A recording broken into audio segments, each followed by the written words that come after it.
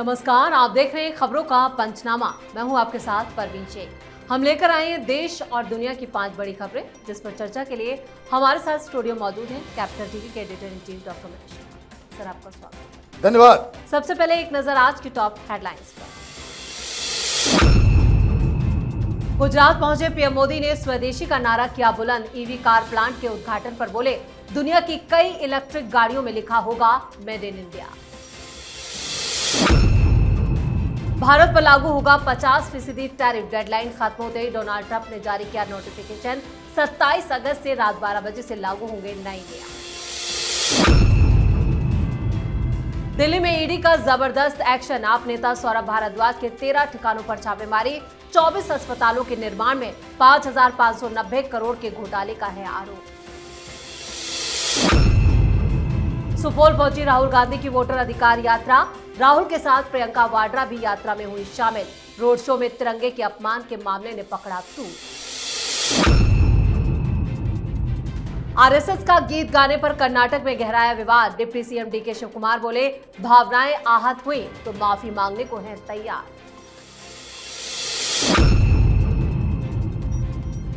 खबरों में सबसे पहले बात पीएम मोदी की।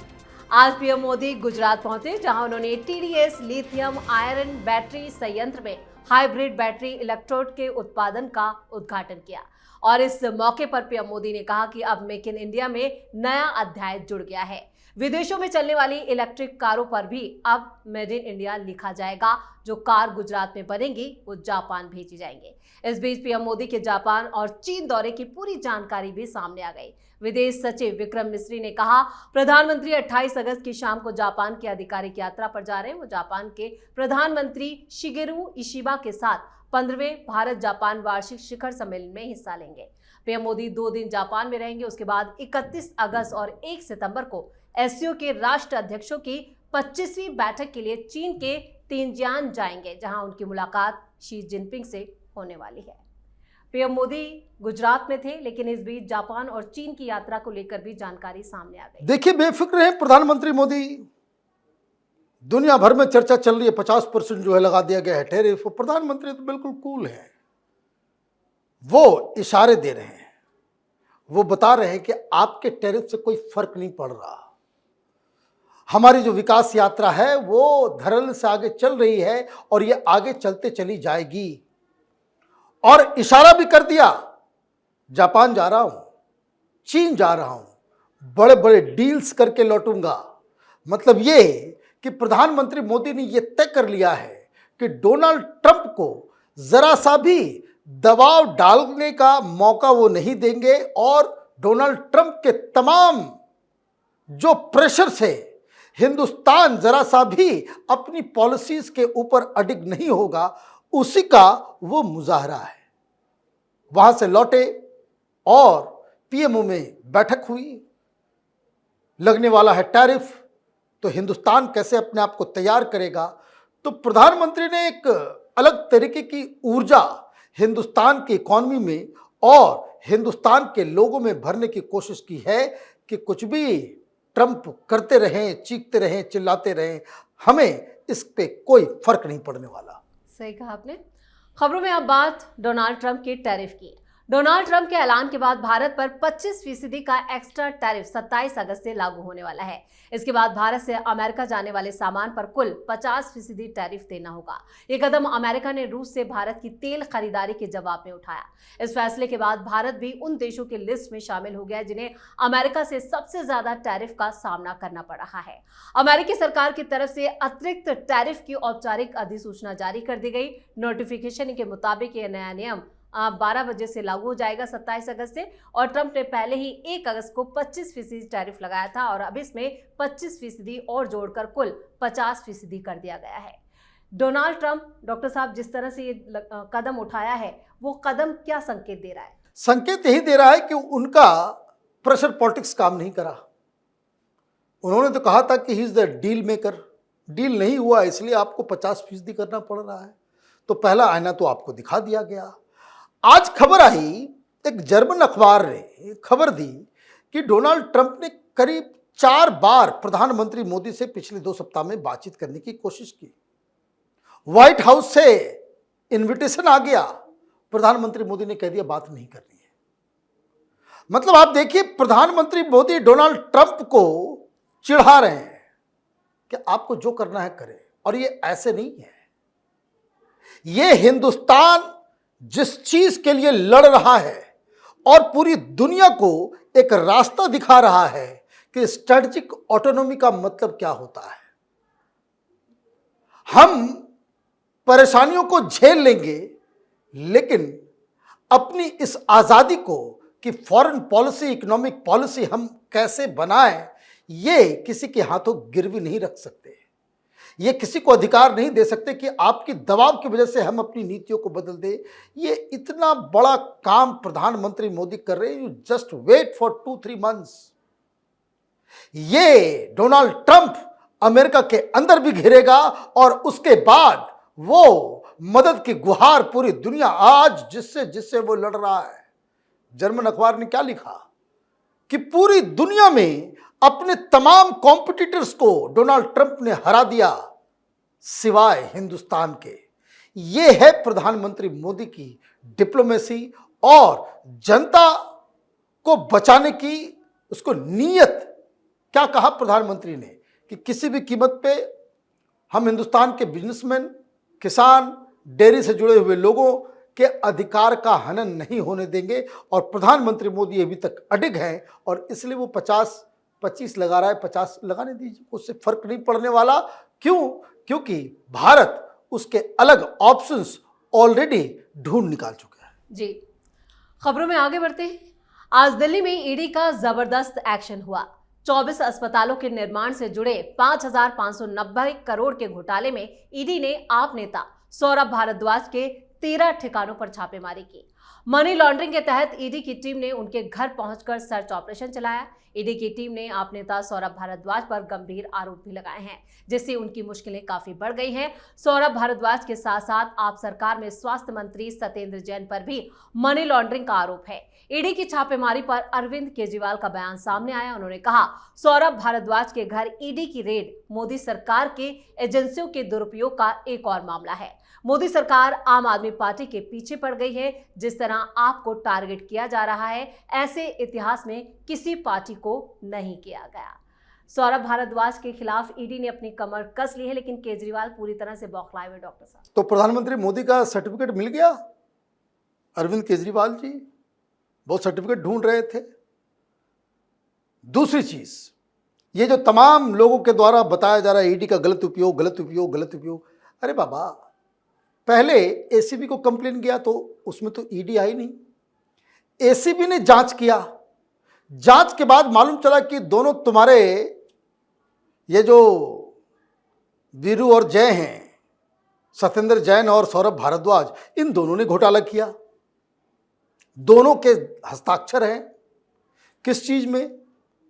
मामला 5,590 करोड़ रुपए का है। 5,590।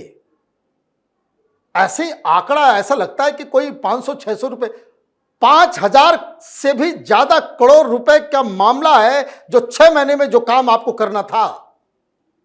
ईमानदारी का चोंगा पहने हुए रखते हैं आप लोग और काम इस तरीके का करते हैं कि जो काम 6 महीने में कंप्लीट कर देना था, 3 साल तक कोई काम नहीं हुआ। किसको आपने टेंडर दिया? क्या आपकी जान पहचान के लोग हैं? हाँ या नहीं? क्या सत्येंद्र जैन के जाने के बाद सौरभ भारद्वाज आया, उसी स्कीम में क्या उसने फंड रिलीज किया या नहीं? टेंडरिंग प्रोसेस में गड़बड़ियां की या नहीं? एसीबी की रिपोर्ट है, उस रिपोर्ट के आधार पर ईडी ने कार्रवाई की।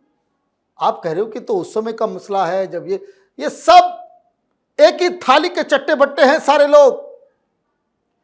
आप भ्रष्टाचार करोगे, ईडी कार्रवाई करेगी तो आप ये कहोगे कि ईडी का गलत उपयोग हो रहा है। क्यों छोड़ दिया जाए सब चोर चक्कों को इस देश में? नेताओं को फ्री कर दिया जाए कि क्योंकि आप विपक्ष के एक लीडर हैं, आपको घोटाला करने की, करोड़ों करोड़ रुपए हड़पने की, लोगों के लूटने का आपको लाइसेंस दे दिया जाए बस इस बात के लिए कि आप विपक्ष के एक नेता हैं? ये तो चलेगा नहीं। जब ऑलरेडी एसीबी ने रिपोर्ट दे दी कि घोटाला हुआ है, ईडी एक्शन नहीं की। अब आपको बचना है, आप कोर्ट में जाकर के बचिए। कोर्ट में जाकर के अपने आप को बेगुनाह प्रूव कीजिए। ऐसा थोड़ी होता है कि भाई आप केजरीवाल की पार्टी के हैं तो आपको छोड़ दिया जाएगा। बिल्कुल नहीं छोड़ना चाहिए। और इस तरह के जितने भी तमाम भ्रष्टाचारी नेता हैं, चाहे वो किसी भी पार्टी के हों, पकड़ पकड़ के इन लोगों को त्यार पहुंचाइए, तब जाकर के ये देश बदलेगा। बिल्कुल सही कहा आपने सर। और खबरों में अब बात वोटर अधिकार यात्रा की। बिहार में राहुल गांधी की वोटर अधिकार यात्रा आज सुपौल पहुंची।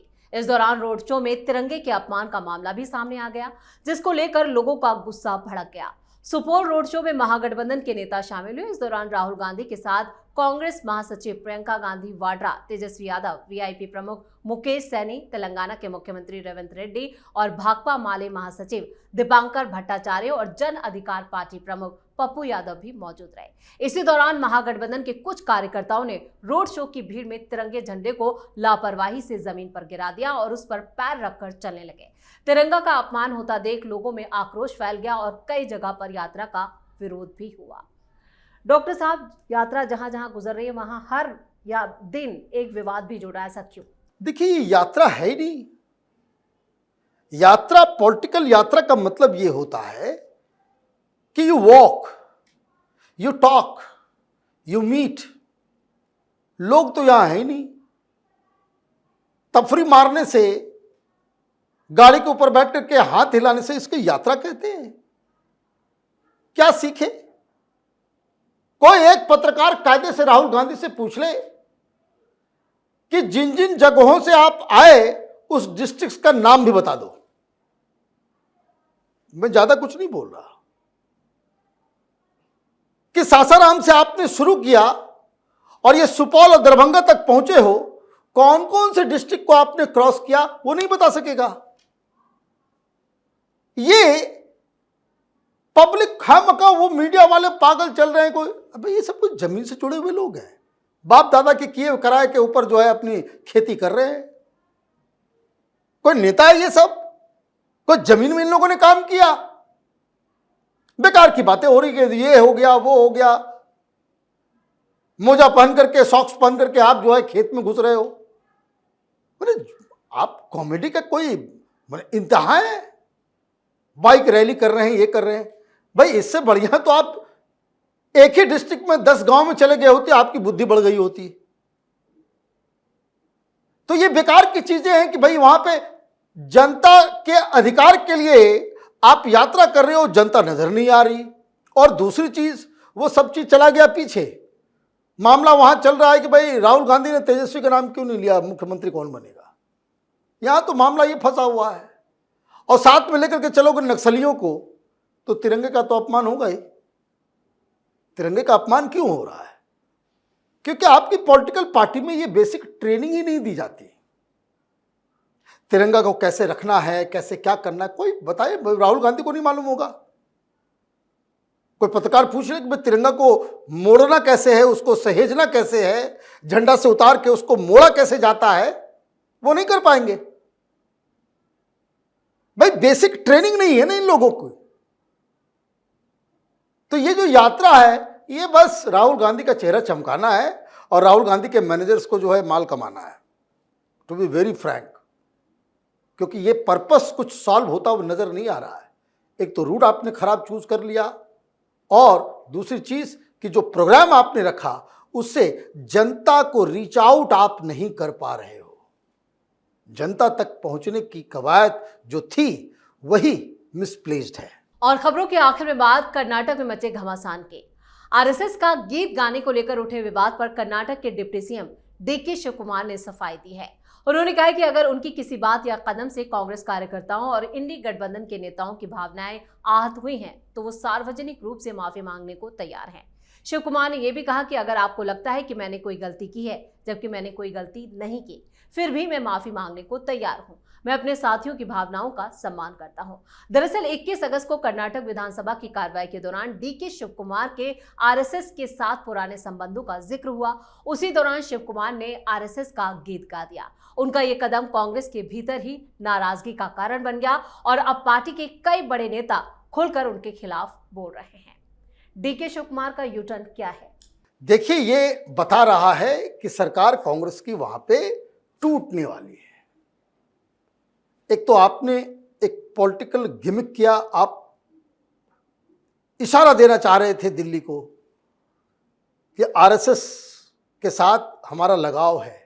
असेंबली के अंदर आप अगर नमस्ते सदा वत्सले गा रहे हैं और आपने पॉलिटिकल मैसेजिंग की जो उल्टा पड़ गया।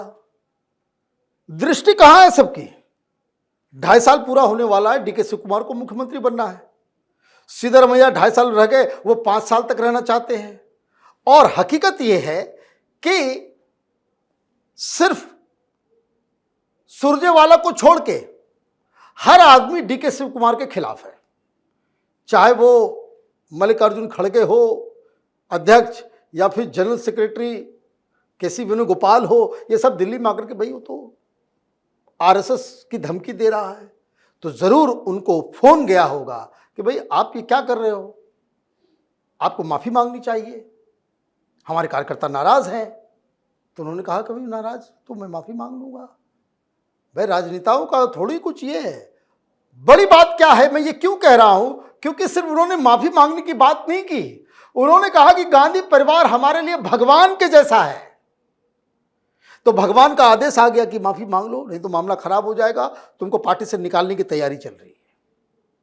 तो this is the reason for U turn, कि उनका खेल खराब हो गया। लेकिन राजनेता जो है वो अलग मिट्टी के बने हुए होते हैं। माफी इसलिए मांगा, वो ट्रैप जिसमें राहुल गांधी और सिद्धरमैया सब फंस गए, कि माफी इसलिए उसने मांगा कि अब वो ये कह सकते हैं कि भाई अब तो हमने माफी भी मांग लिया, अब बस नवंबर आ रहा है, हमको चेंज करके दो मुख्यमंत्री का, और उसके बाद अगर मुख्यमंत्री नहीं बनाया गया तब वो पार्टी तोड़ेंगे। और जो इशारा कर रहे हैं कि संघ और बीजेपी के साथ वो मिल करके वो नई सरकार बनाएंगे, तो यही होने वाला है। डॉक्टर साहब, इस तमाम जानकारी के लिए और सटीक विश्लेषण के लिए आपका बहुत बहुत धन्यवाद। धन्यवाद। खबरों का पंचनामा में आज के लिए इतना ही। देश और विदेश की बाकी खबरों और उनके सटीक एनालिसिस के लिए देखते रहिए कैपिटल टीवी। वीडियो को लाइक करें, शेयर करें और कैपिटल टीवी को सब्सक्राइब जरूर करें। धन्यवाद।